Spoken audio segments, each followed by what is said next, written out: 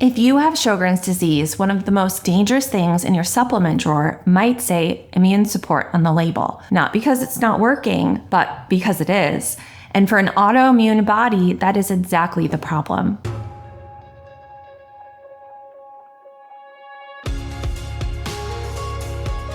Hi, my name is Dr. Carol Wada. I'm a quadruple board certified allergy, immunology, lifestyle medicine physician, and I'm also someone who lives with Sjögren's disease. Today, we're talking about something that I have been wanting to address for a long time because I have lived it and I see it pretty consistently in my clinical practice. Herbal supplements marketed to boost your immune system and what that actually means for a body where the immune system is already in overdrive. I want you to save this before you place your next supplement order.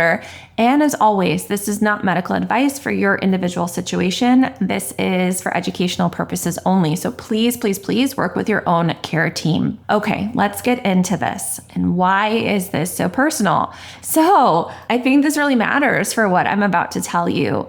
I know what it feels like to be exhausted at 10, 11 o'clock at night, scrolling through your phone, watching someone online talk about how a $60 adaptogen blend, or in my case, a superfood blend, changed their life. I know what it feels like to have that Sjögren's fatigue that doesn't seem to respond to anything that my doctors have offered, and to think that maybe this is the thing that's missing. I've been there, and in my own attempt to find an answer through a superfood supplement in particular, it landed me in the hospital for a liver biopsy because my liver had really significant damage. I'm a physician, I'm an immunologist, I understand pharmacology, and I still ended up there because the supplements I took looked safe. They were food, right? They were marketed as natural, and nowhere on the label did it say this may not be appropriate for someone with a dysregulated immune system. And I tell you this not to frighten you. I tell you this because I want you to understand that the confusion around supplements and autoimmune disease is not a personal failure. It's a gap in the information that we as patients are given. And the wellness industry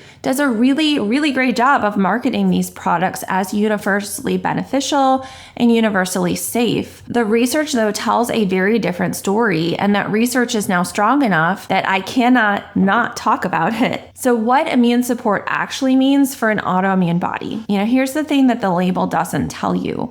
When a supplement is marketed as immune support, it means often that the product stimulates immune activity. It may activate immune cells, it may increase inflammatory signaling, and it often makes the immune system more reactive. And for someone with a healthy, well-regulated immune system, that might sound useful. But for someone living with an autoimmune disease, like Sjögren's for instance, that's often the opposite of what we need. Sjögren's is not a condition where the immune system is necessarily weak or asleep. It is a condition where the immune system is misdirected and it is generating inflammation in the wrong places, attacking the wrong tissues, and responding to signals it should be ignoring. So adding stimulation to that system does not necessarily help it find its way back. It often has the potential to turn up the volume on something that is already too loud. A 2025 systematic review was published in Lupus Science and Medicine. It screened nearly 12,000 studies looking at herbal supplements with immunostimulatory properties, meaning supplements that activate and amplify immune responses. And they identified 227 of these supplements. These were supplements with evidence of immune stimulation properties, and they are widely available. They are often marketed as wellness products, and many of them may be sitting in the supplement drawers or cabinets of people living with autoimmune disease. So I want to be clear about what this research does and does not cover. The review focused on autoimmune skin conditions. In particular, they were looking at dermatomyositis. They also were looking at lupus, so an overlap of skin and systemic related conditions. Sjögren's disease was not specifically studied, but I think it's important to think about this more broadly because the immune pathways involved are similar.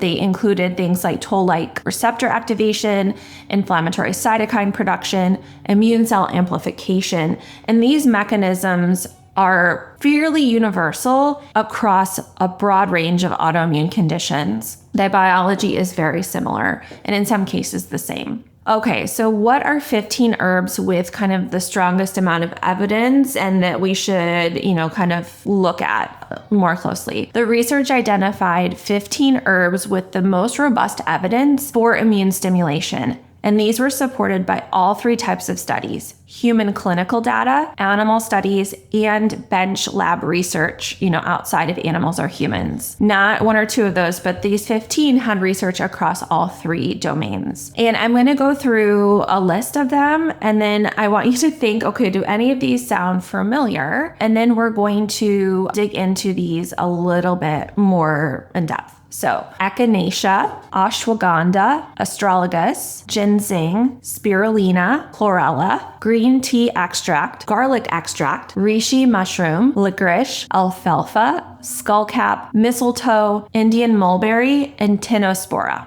Okay, I'm going to take a breath because that was a mouthful. But several of those things are things that people will take every day. Often ashwagandha is marketed for stress, spirulina and chlorella for energy, echinacea because you might feel a cold coming on. Reishi and astragalus are in adaptogen blends, and ginseng may be in your morning supplement stack because of its role in energy production too. These aren't obscure products. They're often bestsellers. They're in green powders, they're in adaptogen blends, and the immune support capsules that fill the shelves of every health food store or online dispensary. So how do they stimulate the immune system? These 15 share common mechanisms in that they activate toll-like receptors. These are alarm bells that are found in your innate immune system. And those can trigger downstream cascades that can increase the production of interleukin-1 beta, interleukin-6, and TNF-alpha. Those are the same inflammatory signals that are already overactive in autoimmune disease. So these supplements can have the potential to push these signals higher and work against the same targets that the medications we're using are trying to quiet. Here's the part that's easy to miss on a label. These herbs appear often not as a single ingredient product. They often are put in blends, green powders, energy formulas, adaptogen stacks, immune support complexes. And a single product can contain 4 or 5 of these herbs altogether. And the researchers noted that combining multiple immunostimulatory herbs may amplify, not surprisingly, these effects beyond what any one of them would produce alone. And because they are listed under proprietary blends or in small print, people are often consuming them, sometimes without knowing it. So what can we do today? Let's get practical, because information without action doesn't really help anyone. The first thing I want you to do today is to go to the place in your house, your apartment, where you live, where your supplements live. Maybe it's a cabinet, maybe it's the counter, maybe it's your Amazon subscription list, and cross-reference everything against the 15 herbs that we named: echinacea, ashwagandha, astragalus, ginseng, spirulina, chlorella, green tea extract, garlic extract, reishi mushroom, licorice, alfalfa, skullcap, mistletoe, Indian mulberry, and tinospora. I want you to check your ingredient supplements, check those single ingredient supplements, then flip every blend and read the full ingredient list, not just the front label. Look for these names in green powders, adaptogen blends, energy formulas, anything labeled, especially with immune support or immune boost, and write down what you find. That is the list that you will want to bring with you to your next visit with your clinicians. Now, I am not your doctor, right? This is for educational purposes. I am not telling you to throw out everything today without medical guidance. Your doctor, your nurse practitioner, your physician assistant, whoever is a part of your clinical team needs to weigh in on what's appropriate for your specific situation.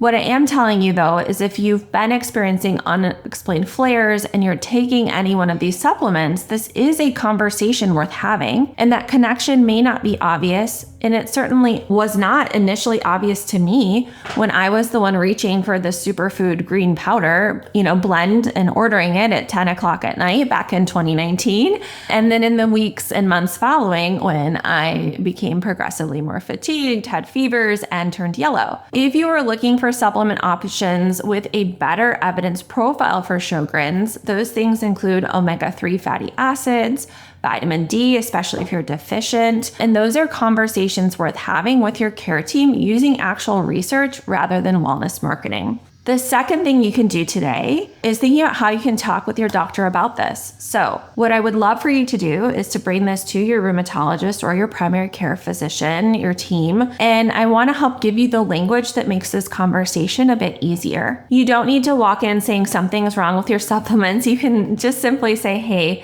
I've been reading about immunostimulatory herb supplements and their effects in autoimmune disease. Can we take a look at my full supplement list and identify anything that might be worth reconsidering? That's a reasonable clinical question that, you and your team should be able to partner with. And if they're not familiar with this research, we're going to include the link to the paper that we're referencing here. It's open access. So with that link, they'll be able to pull it up and can help you look through that list. Your supplement list and your medication list should be reviewed with you at every appointment along with your prescriptions. And usually a medical assistant is going to go through that information with you when they're getting you ready to see your clinician. If you want to go deeper in on this and understanding what your immune system is actually doing, what your care plan should include, how to have these conversations inside a medical system that doesn't always make time for them, I'd love to invite you to the 5th annual virtual Sjögren Summit. It's coming up this July. And the theme this year is Thriving in the New Era, Stronger with Sjögrens, and the link is in the description below. It's free to attend live, and then we have the recordings available for ongoing access. If you've been taking supplements because you were trying to help yourself, because conventional medicine felt slow and Wellness World promised something faster and more tangible, that is not something to feel bad about. I made the same choice and the information gap is real. But what changes now is that you have some research and a specific list of some things to look for. If this video gave you something you need, save it, come back to it before your next supplement order. And if someone in your life is navigating autoimmune disease and doing the same late night supplement scroll, please send this to them. If you want to understand where your immune health stands right now, our free IC indicator quiz takes about 2 minutes. It gives you a clearer picture of what your immune system may be dealing with. It's free, no commitment. Link is in the description below. We also have a lab conversation guide that gives you specific biomarkers to ask your doctor about and the language to have that conversation, especially if you have been managing on your own and want to come into your next appointment better prepared. Also in this description. If this video helped you, please save it and subscribe. There's a lot more coming that I think you're going to want to have. And until then, we'll see you in the next one. Take care.